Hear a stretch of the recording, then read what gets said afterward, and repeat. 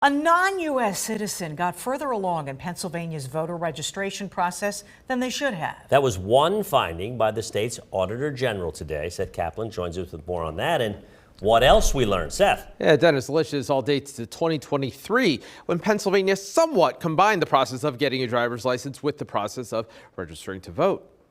It took a couple minutes. It was easy as pie. Governor Josh Shapiro back in 2023 describing his experience going through a demonstration of the then new system. But is it too easy? Not everyone allowed to drive is allowed to vote, and Republicans said at the time the new motor voter system could more easily allow non-citizen voters. Now, with the benefit of 2.5 years of real-world data, Auditor General Tim DeFore and his team investigated. Among more than 200,000 voters who registered at driver's license centers, 58 records look different from the rest. Investigators focused on those. 57 of the 58 individuals analyzed were in fact citizens as indicated in their voter registration application. One was not. PennDOT had initially invited the person to register, then realized the mistake before the person left the driver's license center. But the application to register to vote was still transmitted to the Department of State because PennDOT cannot cancel a voter registration application once it is entered into the motor voter system.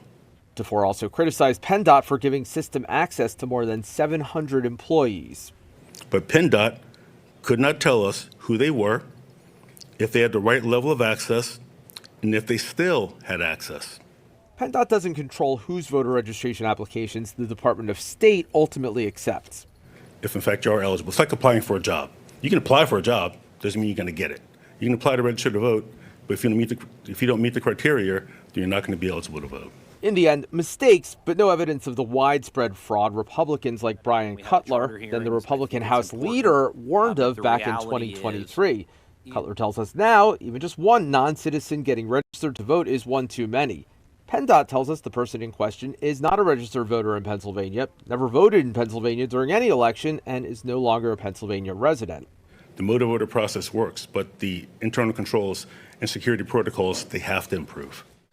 DeFore emphasized that one close call is what we know about. They didn't examine all 200,000 records closely enough to definitively say there weren't any other problems. I want to say I did hear back in the past hour from the Department of State as well, which, like PennDOT, says the non-citizen never voted, although they didn't directly answer the question, Dennis, of whether the person was issued a voter ID card before the error was caught. Seth, thanks so much. Hi, I'm Eric Finkenbinder from ABC 27, and we're excited to announce the new ABC 27 News Plus app. Live stream newscasts or watch content on demand. This is different than the ABC 27 app on your smartphone.